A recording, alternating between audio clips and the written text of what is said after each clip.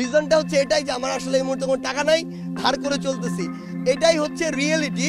যে 21শে আগস্ট 2024 গণমাধ্যমে এমনই এক বক্তব্য দিয়েছিলেন বৈষম্য বিরোধী ছাত্র আন্দোলনের সমন্বয়ক ও এনসিপির উত্তর অঞ্চলের মুখ্য সংগঠক সার্জিস আলম।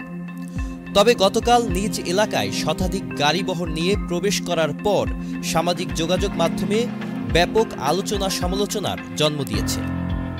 তার পরপরই দলের নেত্রী তাসনিম জারা একটি খোলা চিঠিতে সার্জিস আলমের স্বচ্ছতা নিয়ে প্রশ্ন তুলেছেন।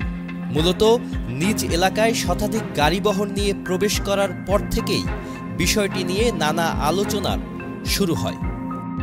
তাসনিম জারা তার চিঠিতে সার্জিস আলমের অতীত মন্তব্যের প্রসঙ্গ টেনে বলেন, কিছুদিন আগেও তিনি দাবি করেছিলেন তার পকেটে মানিব্যাগ নেই এবং ধার করে চলতে হচ্ছে, অথচ এরই মধ্যে এত বড় একটি বহর নিয়ে আসার পেছনে অর্থায়ন ও ব্যবস্থাপনার স্বচ্ছতা সম্পর্কে জনগণের মনে প্রশ্ন ওঠা স্বাভাবিক।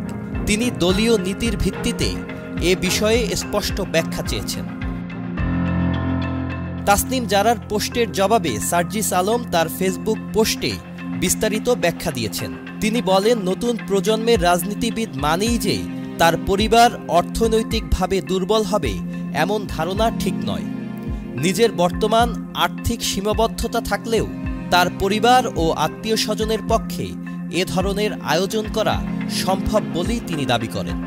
তিনি আরও বলেন, বাংলাদেশের রাজনৈতিক সংস্কৃতি পরিবর্তনের প্রয়োজন রয়েছে, তবে এটি রাতারাতি সম্ভব নয়।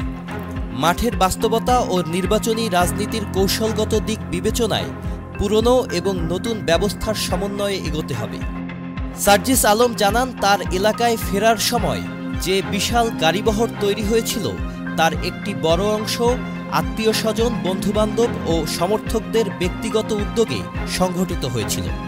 প্রায় 50টি গাড়ির জন্য 3 লাখ টাকা ভাড়ার যে ব্যয় হয়েছে তা তার পরিবারের পক্ষে বহন করা সম্ভব ছিল এবং তার দাদার রেখে যাওয়া সম্পদ দিয়ে ভবিষ্যতে নির্বাচনী কার্যক্রম পরিচালনাও সম্ভব বলে তিনি দাবি করেন।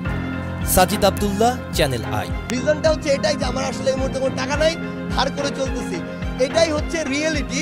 যে ওয়ালটন আবারও মিলিয়নিয়ার অফারে ওয়ালটন ফ্রিজ কিনে আপনিও হয়ে যেতে পারেন মিলিয়নিয়ার।